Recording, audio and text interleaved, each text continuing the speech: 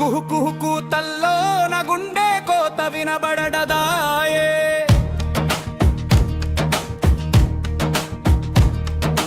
చకచక పట్టలపైన బతుకు బండి ఆగకపోయే, నా బతుకు బండి ఆగకపోయే. రైలే రెండో ఇల్లు ఆయే,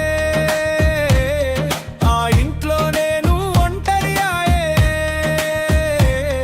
నా పని పడతికి సవితే ఆయే, సగం బుకకు చీకటి పని ఆయే. కంటి మీది కునుకే కరువాయే, నా ఏ కరువుకి ఆఖరి లేదే. సరుకుకు నేను కాపలాయే, నా కాపరి కారు చీకటి ఆయే. కుహు కూతల్లో నా గుండె కోత వినబడయాయే. చకచక పట్టలపైన బతుకు బండి ఆగకపోయే, నా బతుకు బండి ఆగకపోయే. ఊరు కాస్త దూరమాయే, ఊరూరులు తిరగడమే సరిపాయే. అన్ని ఊళ్ళు ఉన్నా కానీ ఏ ఊరు సొంతం కాదాయే. సొంతం అన్న ఊరిలో నేను లేకుండా పాయే. జీతాలు 1,00,000 వస్తున్న ఇంటే అప్పు పెరళ్ళిపోయే. 10 రోజులకే ఫోన్ పేలో డబ్బునై అయిపోయే. పన్ను కట్టె నెలలోనే పైసా అయినా మిగాలకపోయే. మన్ను మీద కట్టిన ఇంటిలో నేను అతిథిగా మిగిలానే.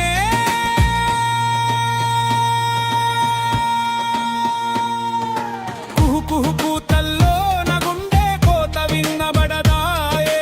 చకచక పట్టలపైన బతుకు బండి ఆగకపోయే, నా బతుకు బండి ఆగకపోయే.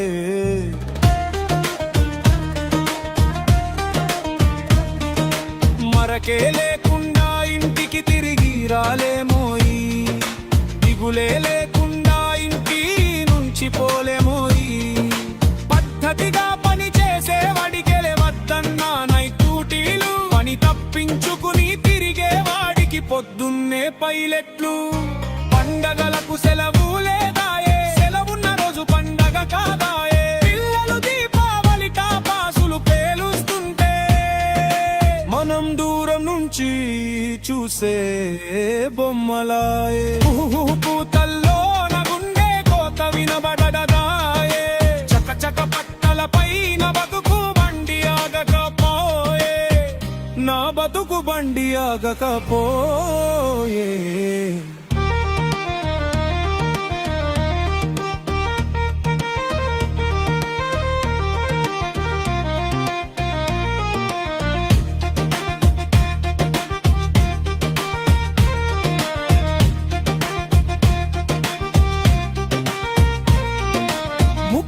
ఏళ్లకే 60 ఏళ్ల రోగాలోయి, వయస్సులో ఉన్నప్పుడే వెన్నెముకకు జామేజీలోయి.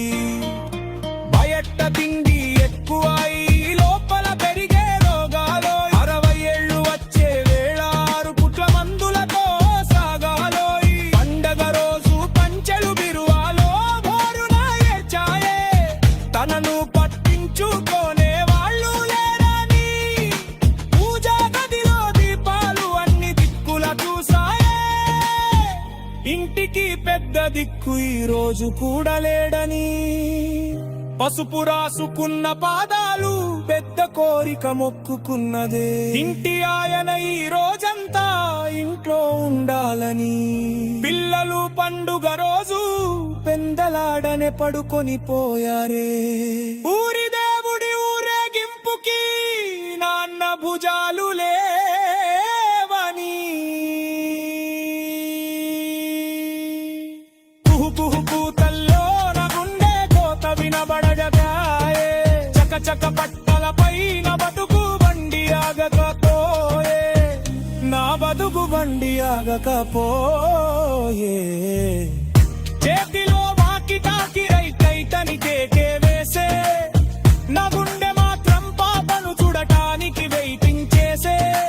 ఇంట్లో పుట్టిన రోజులకు వీడియో కాల్లో విష చెప్పే, నా కోసం ఒక కేకు ముక్క ఫ్రిడ్జ్లో వెయిటింగ్ చేసే. రైలు ఒక్క